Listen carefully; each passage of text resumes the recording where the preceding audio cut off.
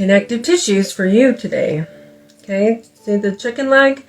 And this part right there is a connective tissue. And you want to be eating those because that really helps heal and seal the gut and stops your acid reflux. It's all part of GAPS diet. It's what I teach in GAPS 3.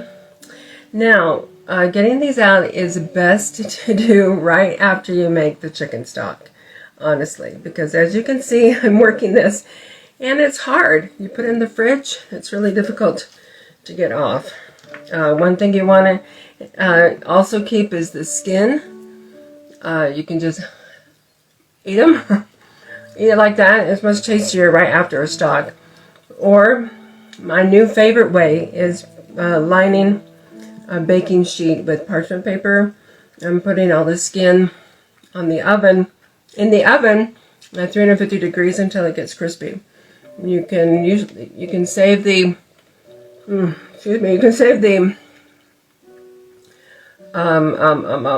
the chicken grease or fat, but there usually isn't that much to save. So because this is not a hard, not soft out of the, it's really hard to get to. And I didn't bring a knife with me in this room. So, there you go.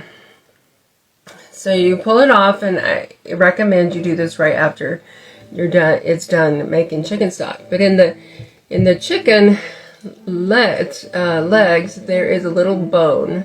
I'm not sure if you can see the little bone right there above my finger. That you want to make sure that you cut out. Now for me, I've never been able to get these soft right from a stalk.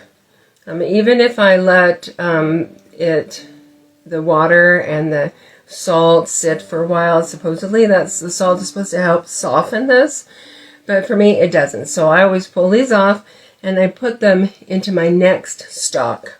So I collect them all and I put them into the next stalk. But when you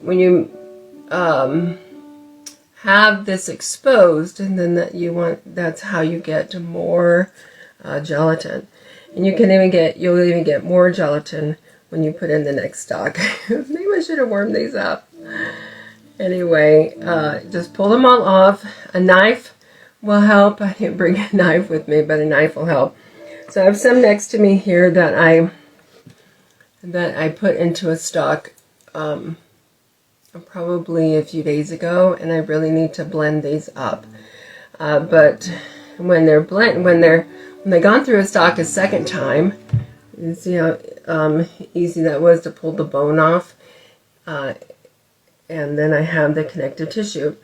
What I like to do with these is I like to put them in blended soups. So if I'm making a blended carrot soup, butternut squash, broccoli, cauliflower, I just put these in as they are cooking, and it gets them a little bit softer so that when you put them in the blender, they're not gritty.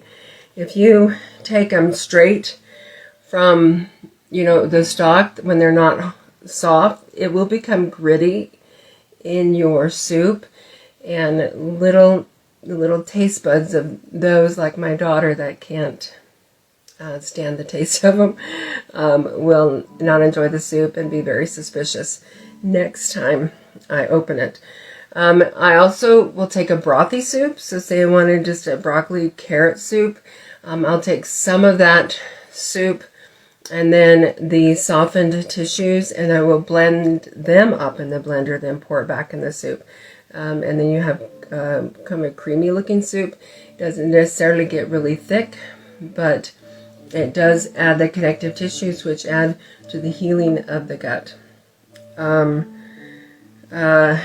it's very important that you add these into your diet and your soups, because they add the extra bonus of healing and sealing the gut, which will stop acid reflux.